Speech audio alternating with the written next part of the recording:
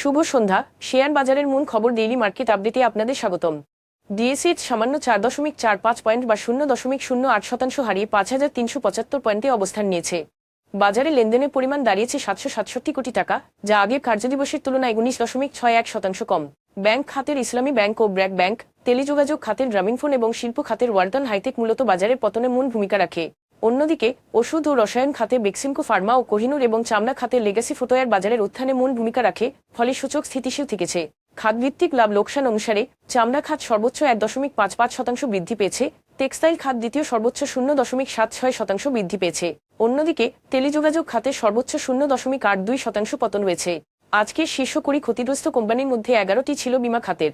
Information services network, সমতা leather complex ও Salvo chemical industries সর্বোচ্চ মুনাফা করেছে। অপরদিকে সেন্ট্রাল ইন্স্যুরেন্স, প্রভাতী ইন্স্যুরেন্স ও পূর্বী জেনারেল ইন্স্যুরেন্স সর্বোচ্চ ক্ষতিগ্রস্ত হয়েছে। এসব শেয়ারের ক্ষেত্রে কোনো মূল্য সংবেদনশীল তথ্য প্রকাশ করা হয়নি। শ্যামপুর সুগার মিলস, জাহিনটেক্স ইন্ডাস্ট্রিজ ও ইনফরমেশন সার্ভিসেস নেটওয়ার্কের লেনদেনের পরিমাণ গত 3 মাসের গড় লেনদেনের তুলনায় উল্লেখযোগ্যভাবে বেড়েছে। তবে এইসব শেয়ারের লেনদেন বৃদ্ধির জন্য স্বাভাবিক কোনো কারণ প্রকাশিত হয়নি। শীর্ষ দুটি সংবাদ চলতি 2025-26 অর্থবছরের প্রথম মাস জুলাইয়ের জন্য রাজস্ব আদায়ের যে লক্ষ্যমাত্রা নির্ধারণ করা হয়েছিল তা আদায় ব্যর্থ হয়েছে জাতীয় রাজস্ব বোর্ড এনবিআর। সংস্থাটির তথ্য অনুসারে লক্ষ্যমাত্রা অর্জন করতে না পারলেও গত অর্থবছরের জুলাইয়ের চেয়ে এবছরের জুলাইয়ে রাজস্ব আদায় বেড়েছে 24.33%। এনবিআর কর্মকর্তাদের তথ্যমতে গত অর্থবছরের জুলাইয়ে ছাত্র জনতার অভ্যুত্থানের সময় রাজস্ব আদায় কম হয়েছিল। অন্যদিকে গত জুনে এনবিআর কর্মকর্তাদের আন্দোলনের কারণে কিছু রাজস্ব আদায় হয়নি, যা জুলাইয়ে এসে আদায় হয়েছে। দুই কারণে গত চলতি অর্থবছরের জুলাইয়ের তুলনায় গত জুলাইয়ে রাজস্ব আদায় ও প্রবৃদ্ধি দুটিই বেশি দেখা গেছে। তবে এই প্রবৃদ্ধি সত্ত্বেও 27,249 কোটি টাকা আদায় হয়েছে, যেখানে জুলাইয়ে রাজস্ব আদায়ের লক্ষ্যমাত্রা ছিল 30,110 কোটি টাকা।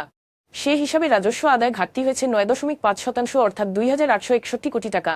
এই ঘাটতিকে কেন্দ্র করে খাত সংশ্লিষ্ট জানান, পুরো রাজস্ব আদায় ব্যবস্থা সংস্কার করতে হবে এবং অটোমেশন করা ছাড়া এত বিশাল লক্ষ্যমাত্রা অর্জন করা সম্ভব হবে না। অর্থনৈতিক মন্দা, ব্যবসায়িক স্থবিরতা এবং রাজস্ব আহরণকারী সংস্থাগুলোর অস্থিরতার কারণে গত অর্থবছরে বাংলাদেশের রাজস্ব জিডিপি অনুপাত আরও কমেছে। অর্থ মন্ত্রণালয়ের তথ্য অনুযায়ী 2024-25 অর্থবছরে রাজস্ব জিডিপি অনুপাত কমে দাঁড়িয়েছে 7.69%, যা গত 5 বছর ধরে 8.0%-এর ওপরে ছিল।